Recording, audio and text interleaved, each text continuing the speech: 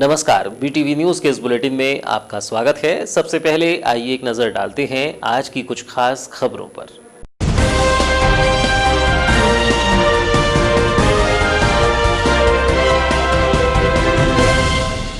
जय हिंद टॉकीज मैदान मजदूरों का नया ठिकाना, समस्याओं का अंबार देखने पहुंचे कलेक्टर दीपक आर्य। मैदान में वाहन खड़े होने पर कार्यवाही के दिए निर्देश, शौचालय व पीने के पानी की व्यवस्था करने दिए निर्देश।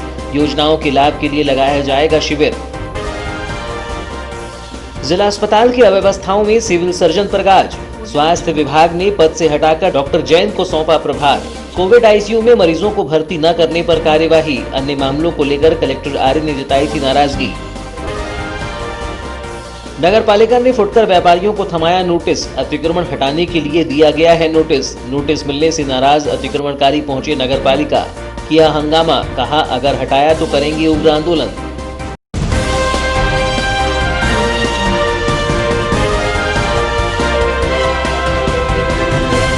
और अब समाचार विस्तार से। बीते कई वर्षों से नगर के राजघाट चौक में एकत्रित हो रहे श्रमिकों को जिला प्रशासन ने नए स्थान पर तो भेज दिया, लेकिन प्रशासन के द्वारा यहां मजदूरों को बुनियादी सुविधाएं मुहैया नहीं कराई गईं, जिसको लेकर यहां पहुंचे मजदूरों ने नाराजगी व्यक्त करते हुए प्रशासन से सुविधा मुहैया कराए जाने हेतु मांग की। मंगलवार को कलेक्टर दीपक आर्य ने जय हिंद टॉकीज मैदान पहुंचकर श्रमिकों की समस्याओं पर अधिकारियों को दिशा निर्देश दिए। नगरीय क्षेत्र और उससे लगे आसपास के गांवों के मजदूर दिहाड़ी मजदूरी की तलाश में रोजाना नगर के राजघाट चौक पर एकत्रित होते थे। यहां पर मजदूरों की भीड़ से यातायात व्यवस्था भी प्रभावित होते देखकर इन मजदूरों को जय हिंद टॉकीज मैदान में व्यवस्थित किया गया, लेकिन यहां पर समस्याओं का अंबार है, जिससे मजदूरों को परेशान होना पड़ रहा है। इन समस्याओं के समाधान के लिए मंगलवार को कलेक्टर दीपक आर्य ने नगर पालिका, श्रम विभाग, राजस्व विभाग के अमले के साथ निरीक्षण किया और संबंधित विभागों को समस्याओं का समाधान जल्द करने के लिए निर्देशित किया है। जय हिंद टॉकीज मैदान पहुंचे कलेक्टर को मजदूरों ने बताया कि यहां पर मजदूरों के लिए न तो शौचालय की व्यवस्था है और न ही पीने के लिए पानी की व्यवस्था की गई है। ऐसी स्थिति में मजदूरों को परेशान होना पड़ रहा है। उन्होंने बताया कि छांव में बैठने के लिए जो स्थान है, यहाँ भी अन्य लोगों की भीड़ होने के चलते उन्हें बाहर ही खड़ा होना पड़ रहा है। इस पर कलेक्टर ने नगर पालिका को तत्काल ही शौचालय निर्माण के साथ ही पीने के पानी की व्यवस्था करने के लिए निर्देशित किया है। साथ ही मजदूरों के लिए छांव में बैठने के लिए बेहतर इंतजाम करने के निर्देश दिए हैं। जय हिंद टॉकीज मैदान के आसपास बड़ी संख्या में थोक और फुटकर सामग्रियों का व्यापार है, जिसके चलते बड़ी संख्या में वाहन मैदान पर ही खड़े रहते हैं।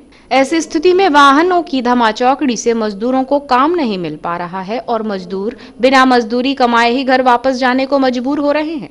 इस समस्या को भी मजदूरों ने मंगलवार को कलेक्टर को बताया है, जिसके बाद सुबह 8 बजे से लेकर 12 बजे तक मजदूरों के ठहरने के स्थान और उसके आसपास वाहनों को खड़ा करने पर रोक लगा दी गई है। साथ ही निर्धारित किए गए टाइम पर वाहन खड़े होने पर जुर्माने की कार्यवाही करने के लिए निर्देशित किया गया है। निरीक्षण किया है, क्या व्यवस्थाएं हैं और क्या व्यवस्थाएं की जाएंगी? ये कई दिनों से शिकायतें आ रही थी। मजदूर चूँकि उनका जगह बदला गया है, ये व्यवस्था पहले से उनके लिए की गई थी, लेकिन मजदूर राजघाट चौक पर अभी तक थे।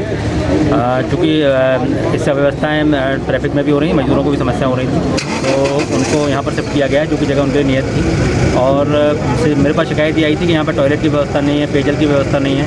इस संबंध में मैंने आज निरीक्षण किया, तो टॉयलेट की व्यवस्था की जाएगी, पेयजल की व्यवस्था यहाँ पर की जाएगी तत्काल रूप से। और उसके बाद प्रयास ये किया जाएगा कि जितने भी मजदूर भाई हमारे यहाँ पे आ रहे हैं, उन सभी को जो शासन का राशि जो मिलता है, शासन की कुछ इसकी योजनाओं का लाभ उन्हें मिलना चाहिए, वो उससे वंचित रहते हैं। तो वो एक जगह पे चूँकि अब आगे 3 दिवस का शिविर हम लोग लगाएंगे, उसमें उनको वो लाभ भी ले पाएँ और योजनाओं से रूबरू हो पाए। सर, यहाँ अमूमन देखा जाता है कि यहाँ वाहन बहुत मात्रा में खड़े रहते हैं, जिसकी वजह से मजदूरों को रोजगार नहीं मिल पाता, ये भी एक प्रमुख समस्या। नहीं, ये बिल्कुल सही समस्या आपने बताई है। इस समस्या को करने के लिए ये किया गया है कि 8 से 12 बजे के बीच में, जो कि मजदूरों का समय होता है, कोई वाहन खड़ा नहीं रहेगा। यदि कोई वाहन खड़ा होता है तो उस पर चालानी कार्रवाई की जाएगी। निरीक्षण के दौरान श्रम विभाग के अमले ने मजदूरों को उनके लिए बनाई गई योजनाओं की विस्तार पूर्वक जानकारी दी है। साथ ही श्रम विभाग द्वारा संचालित योजनाओं का लाभ किस तरह लिया जाना है, ये भी बताया गया। इस दौरान ये बात सामने आई कि बड़ी संख्या में मजदूर ऐसे हैं जिनके पास न तो श्रमिक कार्ड है और न ही संबल योजना का कोई कार्ड, जिसके बाद ये तय किया गया कि 16 दिसंबर से मजदूरों को योजनाओं का लाभ देने, उनके कार्ड बनाने के लिए शिविर का आयोजन किया जाएगा। कि सर, श्रम के संबंध में जो योजना है उसके बारे में आकर बताएं।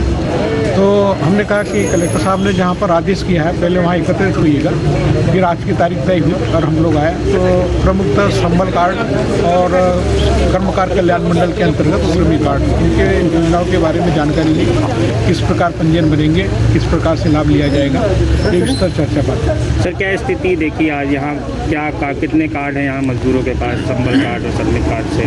काफ़ी कुछ लोगों के कार्ड बन चुके हैं, बाकी जो कार्ड बनाने से वंचित है उनको बताया गया है कि आप क्या क्या कल दिनांक 16 तारीख में दस्तावेज लेकर के आएंगे, तो उनका कार्ड बनाने की भी प्रक्रिया हम प्रारंभ कर देंगे। ग्रामीण स्तर पर कार्ड जनपद स्तर पर बनाए जाते हैं, शहरी स्तर पर, नगर पालिका स्तर पर।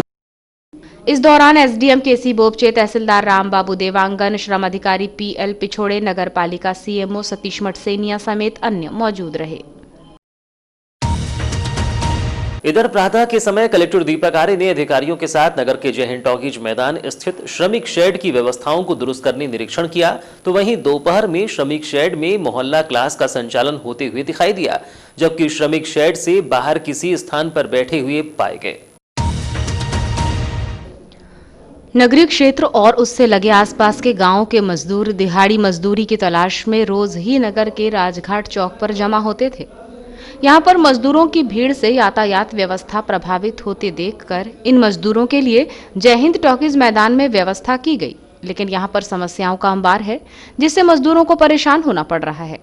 इन्हीं समस्याओं के समाधान के लिए मंगलवार को कलेक्टर दीपक आर्य ने नगर पालिका, श्रम विभाग, राजस्व विभाग के अमले के साथ निरीक्षण किया और संबंधित विभागों को समस्याओं का समाधान जल्द से जल्द करने के लिए निर्देशित किया। इधर प्रशासनिक अधिकारियों के बाद श्रमिक शेड का नजारा कुछ और ही दिखाई दिया। यहां श्रमिकों के लिए चिन्हित किए गए स्थान पर मोहल्ला क्लास का संचालन होते हुए दिखाई दिया। बता दें कि कोरोना काल में सरकारी स्कूलों में पहली से 8वीं के बच्चों की पढ़ाई न रुके, इसके लिए राज्य शिक्षा केंद्र ने जुलाई से हमारा घर हमारा विद्यालय योजना आरंभ की थी। इसके तहत शिक्षकों को ये जिम्मा दिया गया कि वे घर घर जाकर छोटे छोटे समूह में बच्चों को पढ़ाएं और साथ ही डिजिटल ऐप के जरिए उन्हें होमवर्क आदि दें। बता दें कि ये योजना प्रदेश के कक्षा 1 से 8 तक के विद्यार्थियों के लिए बनाई गई है। वे अपने घर पर ही विद्यालय के वातावरण में पढ़ाई कर सकेंगे, जिसके तहत इस श्रमिक शेड पर प्रतिदिन मोहल्ला क्लास का आयोजन किया जा रहा है। श्रमिक शेड में मोहल्ला क्लास के आयोजन के समय श्रमिक जय हिंद टॉकीज मैदान में बैठे हुए दिखाई दिए। मामले में दूरभाष पर चर्चा के दौरान कलेक्टर दीपक आर्य ने बताया कि इस मामले की जानकारी उनके पास फिलहाल नहीं है। अगर ऐसा हो रहा है तो स्कूल के शिक्षकों से चर्चा की जाएगी। उन्होंने कहा कि वो स्थान श्रमिकों के लिए चिन्हित है, वहां किसी भी प्रकार का कोई दूसरा कार्य संचालित नहीं होगा। कोरोना काल में जिला चिकित्सालय की अव्यवस्थाएं किसी से छिपी नहीं हैं। देर सवेर ही सही लेकिन कार्यवाही होनी प्रारंभ हो गई है। अपर संचालक स्वास्थ्य संचालनालय ने इन खामियों पर सिविल सर्जन आर.के. मिश्र को पद से हटाते हुए डॉक्टर अजय जैन को सिविल सर्जन का प्रभार सौंप दिया है। सीएचएमओ डॉक्टर पांडे को भी आगामी दिनों हटाए जाने के संकेत मिले हैं। जिला चिकित्सालय बालाघाट आए दिन समस्याओं की वजह से अव्यवस्थाओं के घेरे में बना रहता है। कोरोना काल में मरीजों को इलाज न मिल पाना, कोविड सेंटर की बद इंतजामी सहित सामान्य मरीजों को भी समुचित इलाज न मिलने की समस्याएं आए दिन बनी रहती हैं। आईसीयू यूनिट का शुभारंभ करने के बाद भी उसके प्रारंभ किए जाने के प्रयास नहीं किए गए। स्वास्थ्य मंत्री प्रभुराम चौधरी ने इस पर कड़ी नाराजगी जताई थी, लेकिन फिर भी समय पर आईसीयू सेंटर प्रारंभ नहीं हो सका। यही नहीं, अब भी मरीजों को छिंदवाड़ा रेफर किया जा रहा है। ऐसे में कोरोना काल में गंभीर लापरवाही को देखते हुए स्वास्थ्य विभाग ने सिविल सर्जन ए.के. मिश्र को पद से हटा दिया है। उनके स्थान पर डॉक्टर अजय जैन को सिविल सर्जन के पद की जवाबदारी सौंपी गई है। अस्पताल की खामियों को लेकर अब मुख्य चिकित्सा एवं स्वास्थ्य अधिकारी डॉक्टर मनोज पांडे को भी हटाए जाने की संकेत मिल रहे हैं। उन पर भी अस्पताल की व्यवस्थाओं को लेकर लापरवाही बरतने गाज गिर सकती है। उल्लेखनीय है कि कोरोना संक्रमण काल में आईसीयू यूनिट, डायलिसिस सेंटर एवं सामान्य मरीजों को समुचित उपचार नहीं मिलने को लेकर नगर भाजपा अध्यक्ष सुरजीत सिंह ठाकुर ने स्वास्थ्य मंत्री प्रभुराम चौधरी के समक्ष बातें रखी थी, जिस पर स्वास्थ्य मंत्री ने भरोसा जताया था कि खामियों को दूर किया जाएगा और यही वजह है कि अब लापरवाही बरतने वाले चिकित्सकों को जिम्मेदार पदों से हटाया जा रहा है। नगर को स्वच्छ और सुंदर बनाने की दिशा में जहां एक ओर नगरपालिका स्वच्छ सर्वेक्षण कार्यक्रम को सफल बनाने में जुट गई, तो वहीं नगर से अतिक्रमण हटाने की कवायद में भी जुट गई।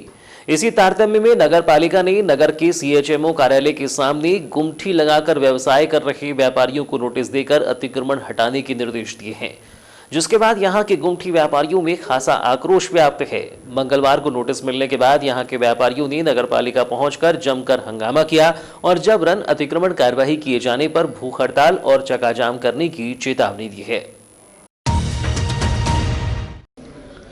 स्वच्छता सर्वेक्षण 2021 के तहत नगर को साफ सुथरा, सुंदर और अतिक्रमण मुक्त बनाने के लिए नगरपालिका द्वारा अतिक्रमण मुक्त नगर बनाने की कार्यवाही शुरू कर दी गई है, जिसके तहत मंगलवार को नगर के वार्ड क्रमांक 15 गौली मोहल्ला, अंबेडकर चौक सहित अन्य चौक चौराहों में अतिक्रमण हटाने की कार्यवाही को लेकर अतिक्रमणकारियों को नोटिस भेजा है, जिसका अतिक्रमणकारी विरोध कर रहे हैं।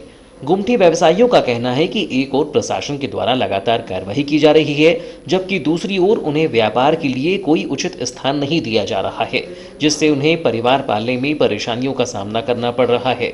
मंगलवार को नगर के सीएचएमओ कार्यालय के सामने गुमठी लगाकर व्यवसाय कर रहे व्यापारियों को जब नगरपालिका ने नोटिस भेजा तो उन्होंने इसका विरोध किया और नगरपालिका पहुंचकर जमकर हंगामा करते हुए नया स्थान देने की मांग की। इस दौरान गुमठी व्यापारियों ने नगरपालिका सीएमओ से चर्चा भी की, लेकिन उन्हें निराशा ही हाथ लगी।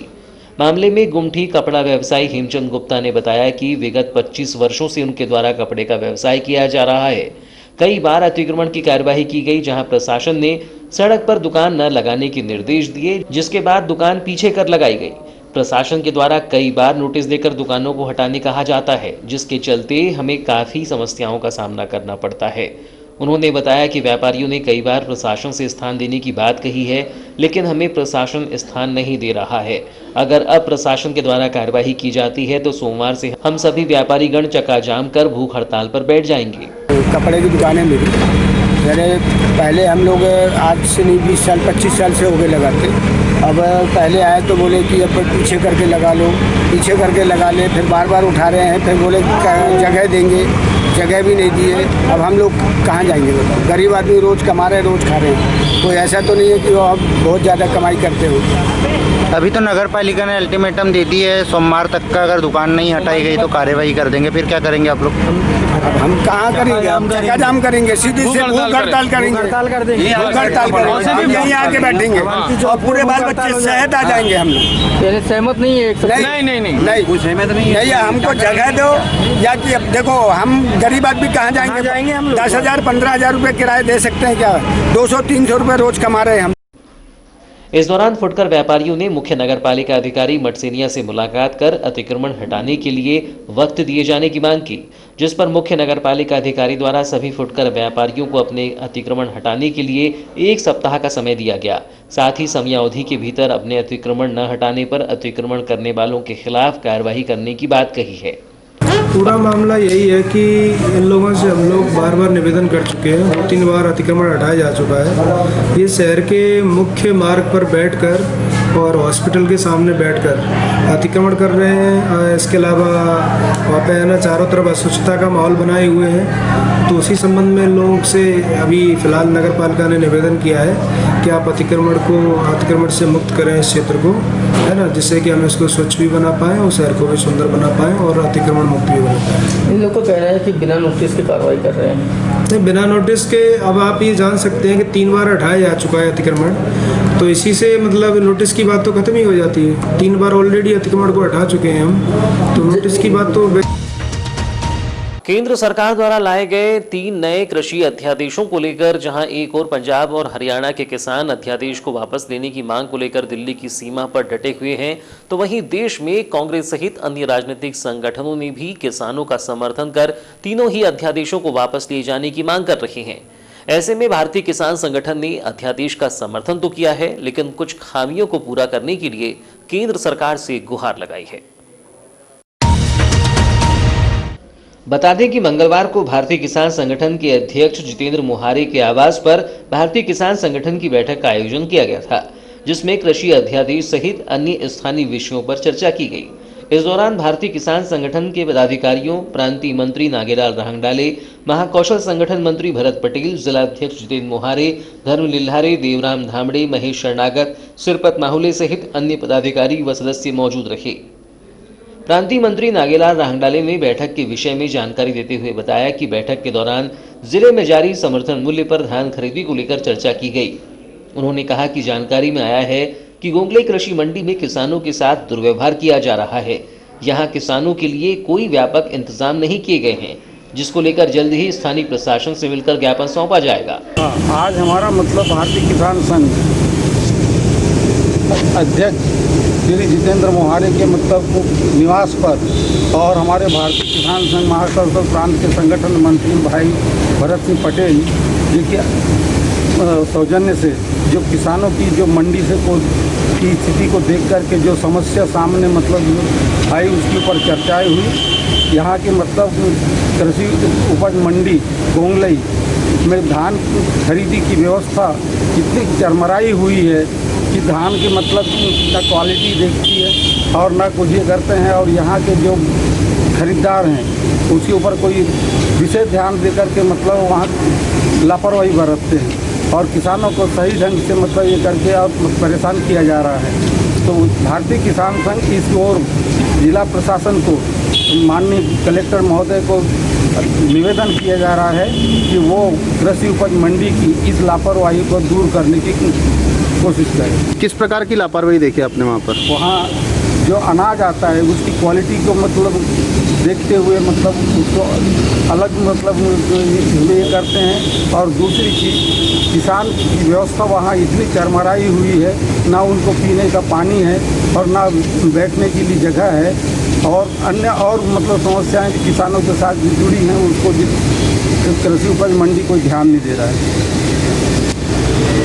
वहीं बैठक के दौरान केंद्र सरकार द्वारा लागू किए गए कृषि अध्यादेश को लेकर चर्चा की गई, जिसको लेकर भारतीय किसान संगठन के जिलाध्यक्ष जितेंद्र मोहारे ने बताया कि हम अध्यादेश का समर्थन करते हैं, लेकिन उसमें कुछ खामियां हैं जिस पर सरकार को विचार करने की आवश्यकता है। उन्होंने कहा कि व्यापारियों का रजिस्ट्रेशन होना चाहिए, उनका एक बैंक काउंटर भी बनाना चाहिए, साथ ही कृषि न्यायालय बनाना चाहिए ताकि कृषकों और व्यापारियों के बीच के मामले त्वरित सुलझाए जा सकें। अभी जो सरकार के द्वारा कानून लाया गया तीनों अध्यादेश का हम समर्थन करते हैं, मगर उसमें कुछ खामियां, कुछ बिंदुओं पर सरकार को विचार करना चाहिए। जैसे कि व्यापारी का रजिस्ट्रेशन होना चाहिए, उसका बैंक पोर्टल बनना चाहिए। दूसरा है कृषि न्यायालय बने, किसान को और व्यापारी के बीच में जो विवाद आएगा उसका एक कृषि न्यायालय बने जिसके कारण उसका हल हो। यह भी भारतीय किसान संघ मांग करता है सरकार से। 14 दिसंबर को प्राप्त रिपोर्ट में बालाघाट जिले के 13 मरीजों के सैंपल कोरोना पॉजिटिव पाए गए हैं। शासन के प्रोटोकॉल के अनुसार 23 मरीजों के ठीक हो जाने पर उन्हें डिस्चार्ज कर दिया गया है। इस प्रकार बालाघाट जिले में अब तक कुल 2854 मरीज कोरोना पॉजिटिव पाए जा चुके हैं। इनमें से 2654 मरीज शासन के प्रोटोकॉल के अनुसार ठीक होकर अपने घर जा चुके हैं, जबकि 157 मरीजों का उपचार किया जा रहा है। मुख्य चिकित्सा एवं स्वास्थ्य अधिकारी ने बताया कि जिले में अब तक 55,113 कोरोना सैंपल लैब भेजे गए हैं, जिनमें से 50,921 मरीजों की रिपोर्ट नेगेटिव आई है। जिले का रिकवरी रेट 93.7% है। अब तक भेजे गए सैंपलों में 598 मरीजों की रिपोर्ट आना बाकी है। जिले में 142 कोरोना मरीज होम आइसोलेशन में रह रहे हैं। कोरोना पॉजिटिव पाए गए मरीजों के उपचार के लिए जिला प्रशासन बालाघाट द्वारा पर्याप्त संख्या में बेड का इंतजाम किया गया है। कोविड सेंटर गोंगलई, बालाघाट, बैहर और लांजी में 575 बेड और आईटीआई के पीछे बूढ़ी बालाघाट में बनाए गए कोविड अस्पताल में ऑक्सीजन सुविधा युक्त 105 बेड का इंतजाम किया गया है। 14 दिसंबर को सुबह 8 बजे की स्थिति में कोविड केयर सेंटर के 575 में से 13 बेड मरीजों से भरे हैं। कोरोना पॉजिटिव 941 मरीजों को आरोग्य कसायम काढ़ा दिया जा रहा है। तो ये थी अब तक की खबरें। नई खबरों के साथ एक बार फिर हम हाजिर होंगे। तब तक के लिए दीजिए इजाजत। नमस्कार।